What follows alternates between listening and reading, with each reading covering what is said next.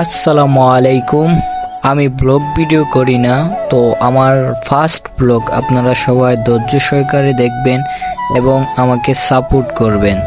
ঈদের দিন চলে আসলাম যমুনা ফিউচার পার্কে আমাদের দোকানে।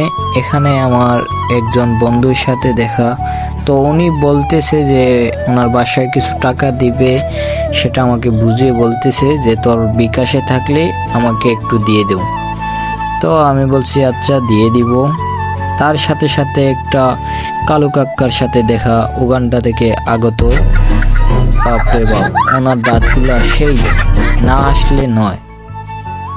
উনি লজ্জা পাইছে ক্যামেরার সামনে আসতে, উনি আবার ফুচকাও খাইতে চাইছিল। তো আমি ওরে বললাম যে দেখি তোর দাঁতগুলো, তুই ফুচকা খাইতে পারবি নাকি।